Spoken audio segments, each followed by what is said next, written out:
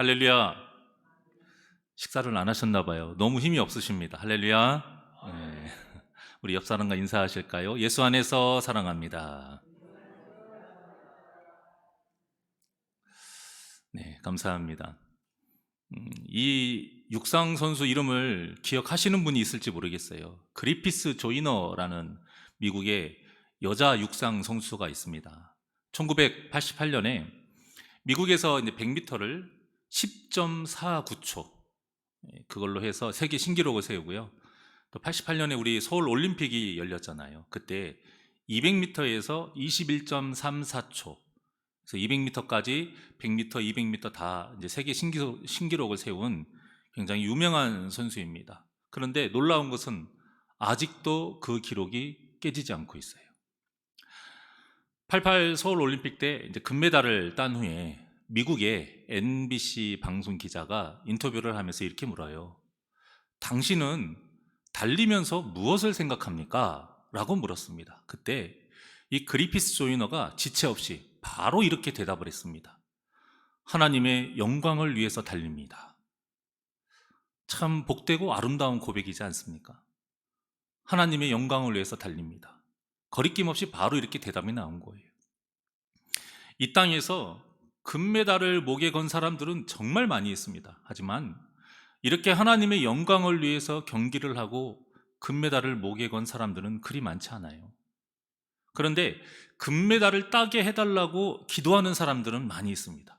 특히 그리스도인인 운동선수라면 모두 이런 기도를 하죠. 그런데 진정으로 하나님의 영광을 위해서 경기하는 선수는 과연 몇이나 있을까요? 이 무릎은 우리들에게도 해당되는 무릎입니다. 여러분, 우리는 하나님의 영광을 위해서 살고 있습니까? 아니면 내 영광을 위해서 하나님께 기도하고 있습니까? 이 차이가 굉장히 큰 차이입니다. 겉으로는 신앙생활의 모습이 별반 차이가 없어요. 그런데 끝이 다릅니다. 오늘 본문은 이스라엘 사람들이 우러러보고 또 가장 존경하고 가장 귀한 자리다라고 여기는 제사장과 또 그의 가정이 멸망하는 굉장히 안타까운 이야기가 기록되어 있습니다. 누구보다 하나님께 귀하게 쓰임을 받고 누구보다 하나님의 은혜를 충만히 누릴 수 있고 또 당연히 누려야 하는 제사장과 그의 가정이 왜 이렇게 저주를 받으며 인생을 마무리해야 하는 것일까? 그것은 바로 하나님의 영광을 위하여 살지 않았기 때문입니다. 도통 하나님의 뜻에는 관심이 없어요. 그저 자신이 잘 먹고 잘 사는 거에만 관심이 있었던 이 이스라엘 백성들이 바벨론과 전쟁을 벌일 때 하나님을 생각하기는 합니다. 하나님을 생각하기는 하는데 하나님을 생각하면서 자신들의 죄를 돌아보는 것이 아니라 하나님의 능력을 이용해 먹으려고 그 능력을 이용해서 승리하려고만 한 것입니다. 그래서 자신들이 생각한 그 방법, 그것이 옳은 줄 아는 거예요. 하나님께 묻지를 않았습니다. 성물이니까, 이 하나님의 괴는 성물이니까 하나님의 능력이 반드시 나타날 것이다. 그래서 블레셋을 무찔러 주시겠지 하는 생각으로 이 언약궤를 가지고 갑니다. 하지만 그 결과는 어땠어요? 참담했지요. 전쟁에서 패한 것은 물론이고 언약궤를 빼앗겼고요. 또 제사장인 홈니와 비느하스가 죽임을 당합니다. 여러분, 이 모습이 우리의 모습이 될 수 있다는 것을 정말 기억해야 됩니다. 그래서 우리는 항상 조심해야 돼요. 하나님의 은혜는 당연한 것이 아닙니다, 여러분. 하나님께서 우리를 사랑하셔서 값없이 주시는 것이 은혜이긴 하지만 그렇다고 해서 당연하게 우리에게 은혜를 베풀어 주셔야 하는 의무는 없는 것입니다. 우리 마음속에 이런 생각이 나도 모르게 자리 잡혀 있으니까 신앙생활을 하면서 문제가 생기고 또 예상하지 못한 고난과 시련이 닥치면 바로 하나님께 원망하는 거예요. 하나님께 따져 묻는 거예요. 왜 이렇게 원망하고 따질까요? 하나님이 이럴 줄 몰랐다는 거예요. 그동안 신앙생활을 하면서 내가 알고 내가 믿었던 하나님은 자기에게 이렇게 하면 안 된다라는 거예요. 그런 마음으로 따지는 것입니다. 그 말이, 그 표현이 약간씩 다르고 좀 순화가 될 뿐이지, 그 진짜 속내는 그건 거예요. 왜 하나님 내 마음대로 안 하세요? 왜 하나님 내 뜻대로 안 해주세요? 이런 마음이 있기 때문에 하나님께 그렇게 쉽게 원망과 불평을 하는 거예요. 이런 모습이 어떻게 하나님의 영광을 위하여 살아야 하는 이 성도의 모습이 되겠습니까? 사랑하는 여러분, 혹시라도 지금 우리의 삶에서 이 언약궤를 앞세워서 하나님의 역사하심을 강요하고 있지는 않은지 우리 자신을 깊이 잘 되돌아봤으면 좋겠습니다. 우리의 예배 생활이 이 앞세운 언약궤와 같을 수 있습니다. 하나님께 저 이만큼 예배 드렸어요. 이만큼 예배 드렸으니까 이 정도는 해주셔야 되지 않을까요? 하는 마음이 혹시라도 있다면 우리에게 이 예배 생활이 앞세운 언약궤가 되는 거예요. 우리의 헌금이 앞세운 언약궤가 될 수 있습니다. 하나님, 제가 이만큼 헌신했습니다. 이만큼 헌금을 했어요. 제가 청약도 깨고 적금도 깨고 집도 팔고 논도 팔고 이 정도는 해주셔야 되지 않을까요? 이런 마음이 한켠에 있다라면 우리의 헌금은 오늘 본문과 같이 앞세운 언약궤입니다.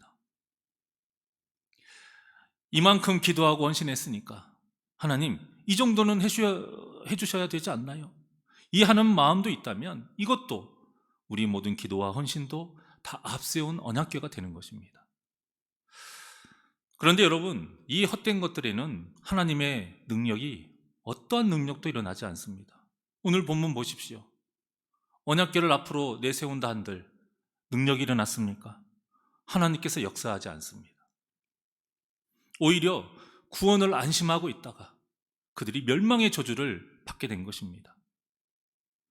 승리를 확신하고 있다가 그들이 패배당했어요.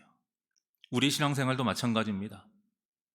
이런 우리 신앙생활을 가지고 앞세운 언약궤로 생각을 하고 이렇게 살아가면 우리는 구원받을 줄 알지만 멸망당할 수도 있는 거예요, 여러분.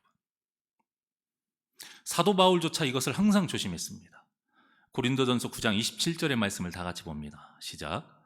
내가 내 몸을 쳐 복종하게 함은 내가 남에게 전파한 후에 자신이 도리어 버림을 당할까 두려워함이로다. 아멘. 누구보다 하나님 나라의 일을 열심히 했습니다. 앞장섰고요. 목숨을 걸고 복음을 전했던 사도 바울입니다. 그럼에도 자기도 연약한 사람이기 때문에 탐심으로 인해서 이 언약궤를 앞세우는 죄를 지을까 봐 항상 조심했던 것입니다. 실컷 예수님을 이 세상에 전하고는 정작 자신은 버림을 받을 수 있다, 이 진리를 잊지 않았어요. 바울의 주변에 있는 사람들이 바울을 보고 이 사람이 구원받지 못할 것이라 이렇게 의심하는 사람이 있었을까요? 아마 한 사람도 없었을 것입니다. 그런데 정작 자신은 자만하지 않았어요. 항상 두려운 마음을 가지고 겸손하고자 했던 것입니다. 하나님을 향한 내 열심과 하나님을 향한 내 충성이 영의 눈을 어둡게 하지 않도록, 이런 것이 당연하게 하나님께 구원을 앞세우는 이 언약궤가 되지 않도록 사도 바울은 항상 깨어 기도하며 말씀 위에 바로 섰던 것입니다. 그러니 우리도 우리의 열심과 이 충성에 속지 않아야 됩니다. 당연히 해야 하는 것이지만 거기에 속지 않도록 우리가 늘 깨어 기도하면서 말씀 위에 바로 서야 할 줄 믿습니다. 하나님께 당연하게 요구할 수 있는 것은 없어요. 우리가 하나님께 당연하게 행하고 드려야 할 것은 있지만 하나님의 은혜가 당연한 것은 아닙니다. 이처럼 잘못된 마음으로 신앙생활을 하기 때문에 이렇게 전쟁에 패배하게 된 것이고, 또 홈리와 비느하스도 죽고 언약궤도 뺏기고 이제는 대제사장 엘리까지도 죽게 된 것입니다. 본문에 보면 한 베냐민 사람이 패전 소식을 실로까지 와서 전합니다. 약 키로수로 따지면 37km 정도 돼요. 달리고 달려와서 실로의 전쟁의 소식을 전하는데 누가 봐도 전쟁에서 패한 모습이에요. 그 사람의 모습이 어땠냐면 자기 옷을 찢고 자기의 머리에 티끌을 덮었었다라고 나오죠.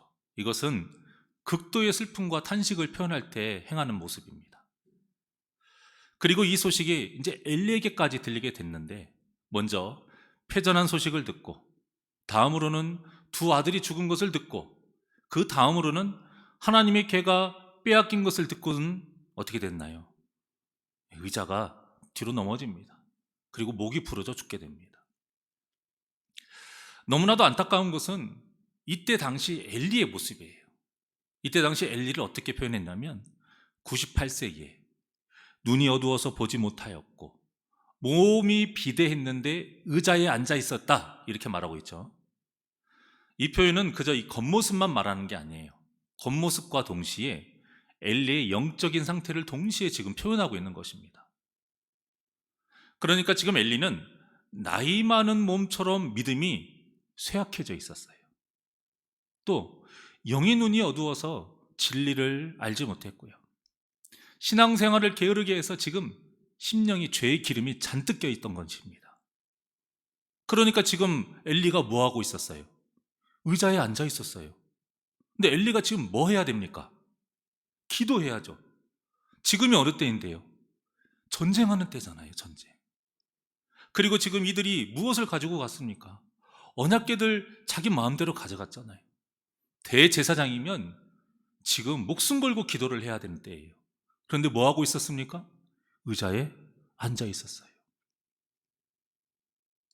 이렇게 영적으로 나약해져 있는 이 엘리의 모습은 이때 당시 이스라엘의 영적인 상태를 대표해서 지금 보여주고 있는 것입니다.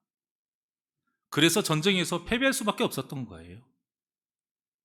사랑하는 여러분, 인생에서 죄와 이 사탄에게서 승리하기를 원하십니까? 그렇다면 이 엘리의 모습이 지금 우리에게 있는지 철저하게 확인하시고 있다면 빨리 깨닫고 회개하셔서 바른 신앙의 길을 우리가 걸어가야 합니다. 인생을 두 가지로 나눈다면 되려는 인생, 되어지는 인생, 이렇게 나눌 수가 있습니다. 그래서 오늘 말씀의 제목이 무엇이죠? 되어지는 인생이에요.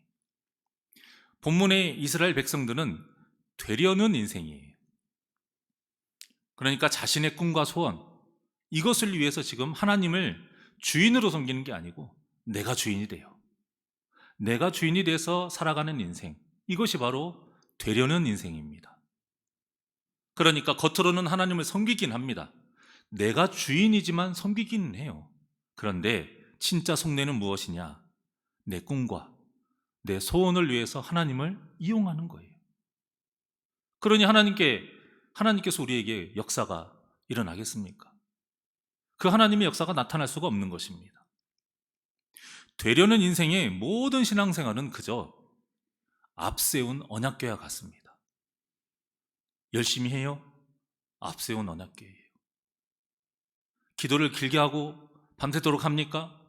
그 기도가 무엇일까요? 자신을 위한, 자신의 유익을 위한, 자신의 소원을 위한 기도예요. 그러면 그 모든 기도의 모습이 앞세운 언약궤예요.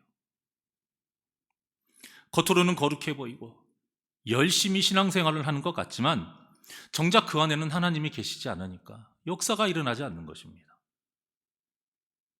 반면에 되어지는 인생, 오늘 제목과 같이 되어지는 인생은 하나님이 주인이 되시는 거죠. 하나님이 주인이 되시니까 하나님의 영광을 위해서 살아가는 거예요. 하나님이 주인이 되시니까 하나님의 손끝에만 우리의 시선이 몰려 있는 거예요. 하나님이 주인이 되시니까 하나님이 가라고 하면 가고 멈추라고 하면 멈추는 것입니다. 성경에 기록된 위대한 믿음의 선질들이 다 이렇게 되어지는 인생을 살았습니다. 이름이 되어진다고 해서 오해는 하지 마십시오. 아무것도 하지 않고 그냥 수동적으로 끌려다닌다? 그 뜻 아닙니다. 결정을 하고 마음을 세울 때에 하나님이 주인이시니까 내 욕심대로 하는 것이 아니라 하나님의 선하신 뜻, 그 하나님의 섭리에 순응하려고 그렇게 몸부림치면서 열심히 충성으로 순종하는 삶입니다. 누구보다도 바빠요. 누구보다 뜨겁고요. 누구보다 목숨을 걸어야 됩니다. 왜 그럴까요? 초대교회들을 보면 알아요. 우리가 요한계시록 그때 7교회를 향한 서신에 대해서 그때 저희가 설교를 제가 주일날 했었었는데 대부분이 어땠습니까? 그 상인 길드 조직에 가입을 못 하잖아요. 황제를 주인으로 모셔야 되는데 초대교인들이 주인을 모시지 않아요. 예수님만 주인으로 모셔요. 그러니까 실제 살아갈 때 얼마나 어려웠습니까? 먹고 사는 문제가 해결이 안 되는 거예요. 여러분, 하나님을 주인으로 섬기고 살아가는 것, 되어지는 인생, 그분의 뜻대로 산다고 해서 여러분 절대 편안하거나 순탄한 삶이 아닙니다. 아브라함을 보십시오. 너는 너희 고향과 친척과 아버지의 집을 떠나 내가 내게 보여줄 땅으로 가라. 이 하나님의 음성에 바로 순종합니다. 어디로 가야 되는지도 몰라요. 그냥 말씀대로 일단 떠납니다. 이것이 바로 되어지는 인생입니다. 후에 재산이 많아졌죠. 그래서 조카 롯의 목자와 이 아브라함의 목자가 다툽니다. 그래서 아브라함이 롯에게 선택권을 주죠. 그때 롯의 눈을 사로잡은 것이 있었습니다. 창세기 13장 10절의 말씀 시작.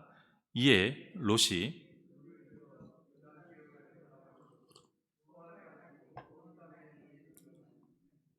여호와께서 소돔과 고모라를 멸하시기 전이었으므로 여호와의 동산 같고 애굽 땅과 같았더라. 보십시오. 눈에 보이기에 어때요? 너무 좋아 보여요. 요즘 시대로 말하면 한 라스베가스 정도? 화려하고 쾌락의 도시, 부자가 될 수 있을 것 같고 즐길 거리가 너무 많은 도시, 살기에 좋은 도시. 그래서 롯은 세상적인 소망을 품고 동편을 택합니다. 소돔과 고모라가 있는 동편. 이에 대해 아브라함은 어떤 불만도 없었습니다. 솔직히 우리 같으면 포르장머리가 없잖아요. 먼저 어른이 이렇게 이야기를 하면 아유, 삼촌부터 하셔야죠. 삼촌이 택하시면 제가 하겠습니다. 아니면 롯이 먼저 이야기를 한다 해도 삼촌 여기가 좋아 보이네요. 삼촌이 여기를 하시고 제가 다른 쪽으로 하겠습니다. 이렇게 돼야지 않겠습니까? 근데 그런 모습이 없으니 저 같으면 괘씸했을 것 같아요. 욕심에 사로잡혀서는 어른도 몰라봐요. 지금까지 키워준 은혜도 이 모르는 놈이다. 이렇게 책망을 할 수도 있습니다. 그런데 아브라함은 아무런 말도 하지 않아요. 화가 나고 괘씸한데 참은 것이 아니에요. 그냥 아무렇지도 않은 거예요. 거기에 대해서 어떤 느낌도 없습니다. 왜냐? 아브라함은 자신이 만들어가는 삶이 아니에요. 자신이 눈에 보기에 좋은 곳을 택하는 삶이 아니었다니까요. 하나님이 가라 하는 곳을 가는 삶이었어요.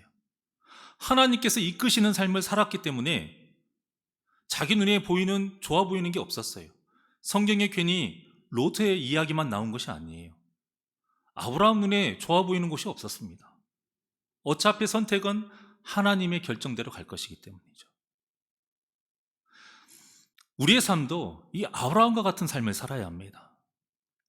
창세기 13장 13절에 보면 소돔 사람은 여호와 앞에 악하며 큰 죄인이었더라. 이렇게 말씀한 것 같이 지금 어떻습니까? 롯의 선택에는 하나님이 없는 거예요. 하나님. 롯의 선택에는 죄가 분명히 있는 땅이지만 하나님이 없기 때문에 상관이 없었던 것이죠. 죄가 만연한 곳이어도 그냥 자식의 욕심을 채워주면 되는 거예요. 그 결과가 어떠했습니까? 아내는 소금기둥이 되었어요. 재산 다 잃었고요. 비루하게 도망쳐서는 동굴 안에서 어리석은 두 딸의 그 계략으로 술이 취한 과정에 자기도 모르는 사이 두 딸이 임신을 합니다. 더 큰 문제는 그 아이들이 자라서 이스라엘을 대적하는 모압과 암몬이 돼요. 하지만 아브라함의 선택에는 늘 하나님이 먼저 있습니다. 그래서 이삭을 바쳐라. 이 하나님의 명령에 다음날 일찍 일어났어요. 그래서 서둘러서 이삭을 제물로 바치기 위해서 나섰습니다. 그 결과 아브라함은 믿음의 조상이 되었고요. 그 믿음의 계보가 이어지고 이어져서 지금 오늘날 우리 이 시간, 이 새날교회 우리까지 이어져 오게 된 것입니다. 되려는 인생과 되어지는 인생의 결과가 이렇게 다른 것입니다. 저는 지금까지 많은 장례식을 봐왔어요. 감사하게도 아직 저희 두 부모님은 살아 계시지만 다른 분들의 장례식을 제가 많이 겪어봤는데, 물론 이제 제가 그 현장만을 보고 고인의 삶을 평가를 하는 건 아닙니다. 그런데 이 장례식을 잘 살펴보면 고인이 얼마나 의미 있게 살았는지 어느 정도는 알 수는 있어요. 사랑하는 사람을 떠나보내는 슬픔이 있기 때문에 그 눈물과 울음이 있는 것은 당연하죠. 그런데 가족이 아닌 다른 사람들이 가족만큼 가족보다 더 슬퍼하는 장례식이 있습니다. 반면에 가족 외에는 슬퍼하는 사람이 없이 삭막한 장례식도 있어요. 이 모습을 보면서 제가 전에 책에서 읽었던 글귀가 좀 자주 생각이 나거든요. 제가 읽어드리면, 사람은 누구나 태어날 때는 울지만 주변 사람은 좋아합니다. 하지만 우리의 삶의 끝은 즐겁고 웃으면서 천국에 가고, 주변 사람들은 우리를 보내는 것이 너무 아쉬워서 슬퍼하며 울도록 우리의 삶을 살아야 할 것입니다. 저는 이 말이 자주 생각이 나요. 성도라면 이런 마지막을 위해 살아야 하지 않겠습니까? 생을 마감하는 순간에 내 자신은 즐거워요. 천국 가니까. 기뻐요. 그래서 웃을 수 있지만 지난 내 삶을 통해서 같이 사랑하고 교제를 나누고 같이 교회를 하고 예배를 했던 가족과 성도들, 그들은 나를 떠나보내는 것이 너무 아쉬워서 슬피 우는 것, 그런 삶, 이것이 바로 되어지는 인생을 사는 성도의 마지막입니다. 이 복된 삶을 사는 저와 여러분이 되시기를 주님의 이름으로 축원합니다. 하지만 엘리의 마지막은 어땠나요? 복된 삶이 아니었어요. 신앙의 나태함 속에서 의자에 앉아 있다가 비통한 소식에 놀라 나이가 많고 비대해져서, 분명히 나와 있죠. 나이가 많고 비대해져서 몸을 가누질 못한 거예요. 의자가 문제가 아니에요. 힘이 없는 거죠. 그래서 뒤로 넘어져 목이 부러져 죽었습니다. 힘이 없으면 그래요. 우리에게도 영적인 힘이 있어야 돼요. 넘어집니다. 그런데 이후에 엘리의 죽음에 애도하는 내용이 하나도 나오지 않습니다. 이건 너무나도 의외의 내용이에요. 여러분, 엘리가 그냥 저냥 있는 사람이 아니잖아요. 당시의 지도자입니다. 대제사장이에요. 그냥 제사장도 아니고 40년이나 통치를 했어요. 그런데 엘리의 죽음에 대한 애도가 성경에 단 한 줄도 기록되어 있지 않습니다. 이 모습은 사무엘의 모습과는 완전 반대되는 모습이에요. 사무엘상 25장 1절을 한번 읽어보실까요? 시작. 사무엘이 죽음에 온 이스라엘 무리가 모여 그를 두고 슬피 울며 라마 그의 집에서 그를 장사한지라. 다윗이 일어나 바란 광야로 내려가니라. 아멘. 어떻습니까? 온 이스라엘 무리가 그를 두고 슬피 울었어요. 내가 지지하지 않는 대통령이라 해도 죽으면 슬퍼하고 안타까운 것이 사람의 마음이고, 또 국장을 치르잖아요. 그런데 이 엘리의 대제사장, 장례는 치렀겠지요. 그런데 얼마나 의미가 없으면, 이 성경에 그 공간을 그 몇 글자 적는 것도 얼마나 아까우면 애도하는 모습이 안 나왔을까. 저는 여기에 참 두려웠습니다. 얼마나 하나님께 인정을 받지 못했으면 당시 세상에서 가장 높았던 사람이, 존귀했던 사람이 이런 애도의 모습 한 줄이 없을까. 그런데 엘리와 그 가정의 이 불행은 여기서 끝나지 않았죠. 하나님께서 어린 사무엘에게 말씀하셨던 심판이 계속 이어집니다.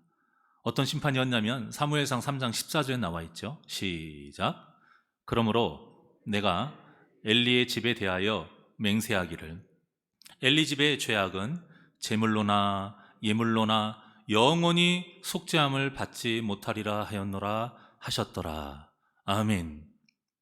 대가 끊기고 또 그 가정에 계속 저주가 임하는 것이죠. 그런데 바로 그 장면이 나오죠. 비느하스의 아내가 임신한 상태였습니다. 그런데 마침 막달인 거예요. 출산하는 달이었던 거예요. 출산을 하려고 할 때에 시아버지의 죽음과 남편의 죽음 소식을 듣게 됩니다. 그러면서 자신도 죽어가요. 죽어가면서 아이를 낳았어요. 낳고 보니 아들이었네요.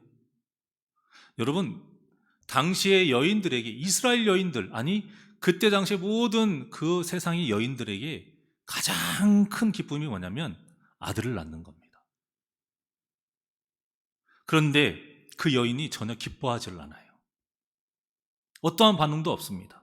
그리고는 아이의 이름을 짓는다고 지었던 것이 뭐냐면 이가봇이라고 지었어요. 갑옷은 영광이라는 뜻이고요. 이라는 것은 이제 좀 부정의 의미가 있어요. 그러니까 영광이 없다라는 뜻이에요. 영광이 없다. 그 귀한 아들 이름을 영광이 없다라고 지은 거예요. 그만큼 이 여인의 상태를 알 수가 있는 거죠. 이 영적인 상태가 뭐예요? 이 여인의 안에는 지금 누가 안 계신 겁니까? 하나님이 안 계신 거예요. 하나님이 자신을 떠났다 이겁니다. 하나님은 이미 나에게서 떠나신 분인 거예요. 하나님이 함께 하지 않으시니 어떻게 좋은 이름이 나오겠습니까? 그래서 마지막으로 한다는 말이 22절처럼 말을 한 거예요. 오늘 본문 22절 시작. 또 이르기를 하나님의 궤를 빼앗겼으므로 영광이 이스라엘에서 떠났다 하였더라. 자신의 삶에서 하나님이 떠났고 하나님의 궤도 빼앗겼고 이스라엘에게서도 하나님이 떠났다라고 지금 말을 합니다. 이게 예언적인 말이에요. 이처럼 하나님이 주인이 되지 않는 되려는 인생의 끝은 이렇게 불행하고 허무합니다. 하지만 제가 지금 영상을 하나 소개해 드릴 건데 이 영상의 주인공은 비느하스의 아내와는 반대의 삶을 삽니다. 우리 다 같이 영상을 한번 보시겠습니다.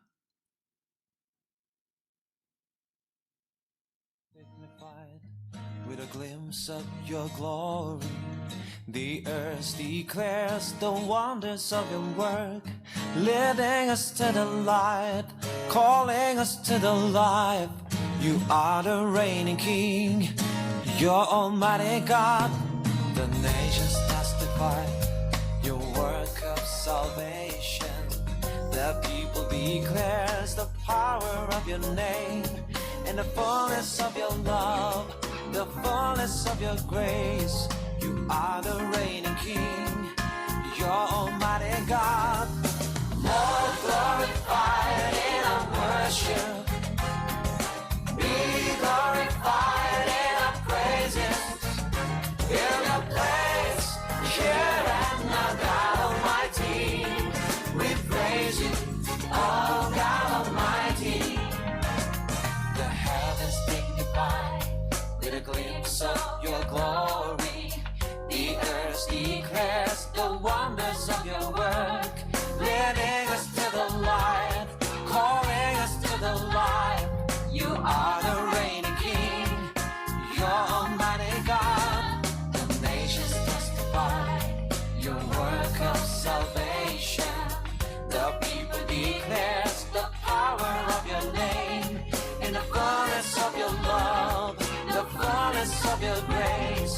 You are the reigning King, you're Almighty God. Lord, the way, the truth, the life you are. Lord, you are my everything. The Christ, my Savior, great I am. Every step I take, every moment of my life, Lord, faithful.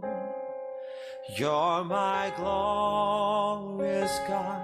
Lord, this narrow gate, the sorrow path, I walk with you in full of joy. The Christ, the Son of living God. Every step take, every moment of my life, Lord, I trust you, only you alone. Oh, my Father, God, my Father, oh, my Lord, you're my everything. My Lord, oh Jesus, Abba, Father, my life, my breath, you're my everything. Oh, my Father, God, my Father, oh, my Lord, you're my everything. My Lord, oh Jesus, Abba, Father, my life, my breath, you're my everything.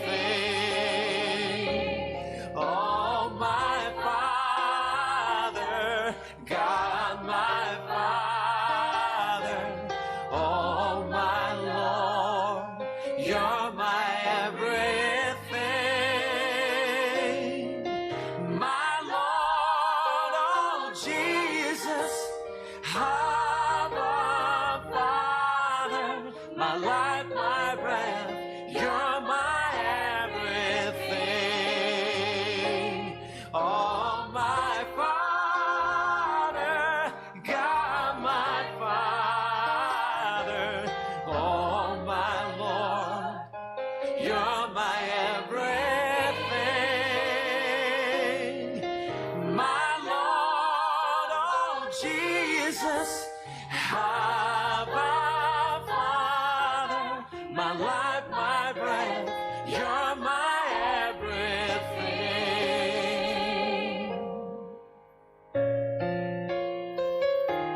어떻습니까?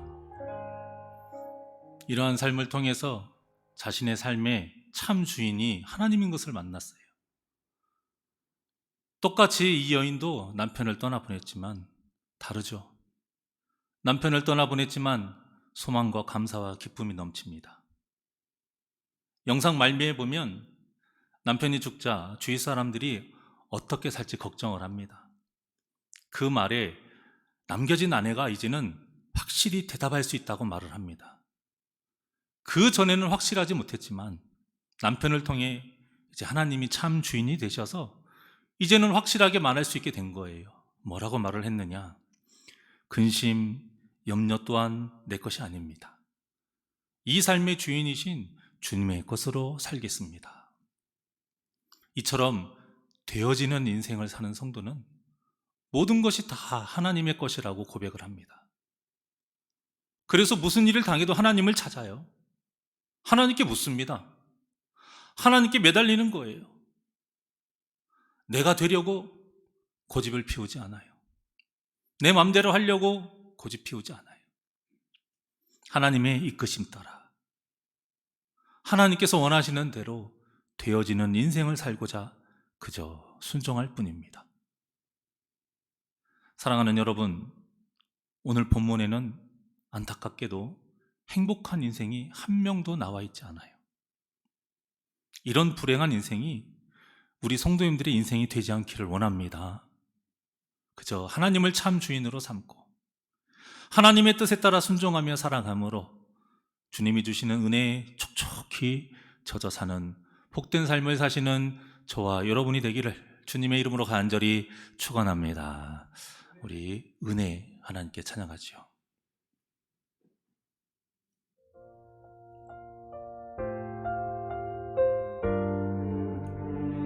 모든 것이 하나님의 은혜입니다. 은혜 받은 자답게 하나님의 이끄심 따라 살기를 원합니다. 내가 누려왔던 모든 것들이, 내가 지나왔던 모든 시간이,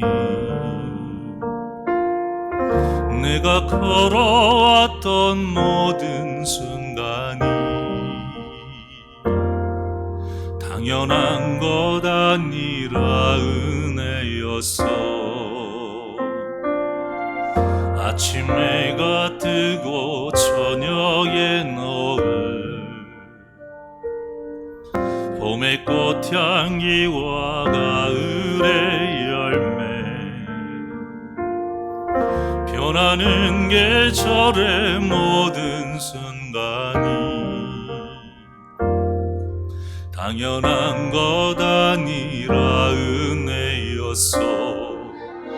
모든 것이 내 은혜,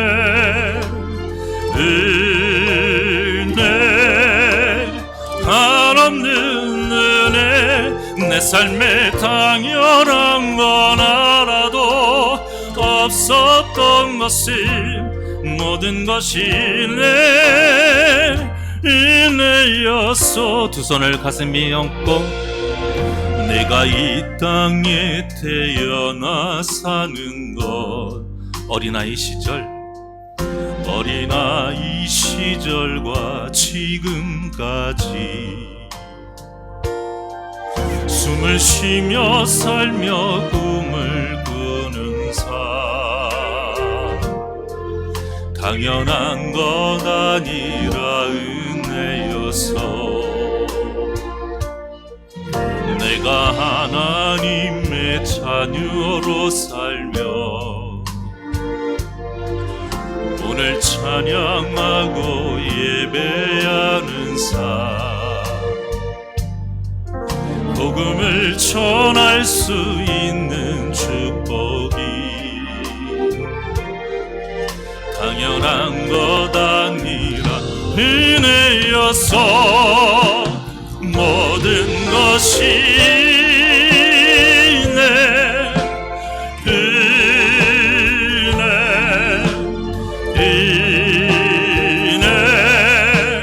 한없는 은혜. 내 삶에 당연한 걸 알아도 없었던 것을 모든 것이 내 은혜. 두 손을 높이 들고 고백합니다. 모든 것이 내 은혜,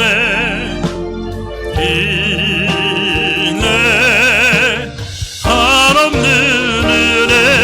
내 삶에 당연한 건 알아도 없었던 것을 모든 것이 내 은혜였어. 모든 것이 내 은혜였어. 모든 것이 내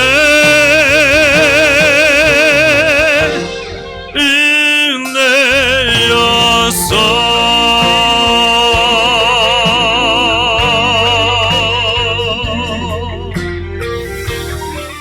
기도하시겠습니다. 은혜가 풍성하신 하나님, 우리는 하나님의 은혜로 사는 자들입니다. 하나님의 은혜는 우리가 요구해서, 우리가 원해서 얻는 것이 아니에요. 모든 것이 다 우리를 사랑하셔서 우리에게 주시는 귀한 선물입니다. 그것을 당연하게 여기고 내 것이라 여기고 하나님께 요구하는 이러한 악한 죄를 짓지 않도록 우리 마음에 더러운 탐심을 사라지게 하여 주시옵시고, 오직 주님께서 원하시는 그 삶을 살고자 하나님께서 가리키는 그 손가락을 바라보며 아브라함과 같이 다윗과 같이 살아가게 하여 주시옵소서. 그 삶이 비록 내가 원하지 않아도, 그 삶이 험난한 것이 예상이 된다 할지라도 하나님이 나의 참 주인이시기에 주님께서 명령하시는 그 삶이라 함은 당당하게, 담대하게, 당연하게, 감사하게 아멘으로 순종하며 살아가는 우리 귀한 성도님들 되게 하여 주시옵소서. 나의 모든 것이 하나님의 것입니다. 모든 일에 하나님께 의지하고 하나님의 도우심을 구합니다. 하나님, 이들을 책임져 주시옵시고 이들의 삶을 죄에서 승리하는 삶을 살게 하여 주시옵시고 세상이 감당 못하는 믿음의 사람들로 주님께서 귀하게 사용하여 주시옵소서. 더욱더 바라고 나오니 하나님의 복이 더욱더 충만히 임하기를 원합니다. 그 받은 복으로 더 하나님께 귀하게 쓰임받는 주님의 귀한 백성들이 되기를 원합니다. 이들을 주님께서 책임져 주시옵시고 의의 길로, 진리의 길로, 승리의 길로, 형통의 길로, 복된 길로 인도하여 주시옵소서. 감사함이 예수님의 이름으로 기도하옵나이다. 아멘.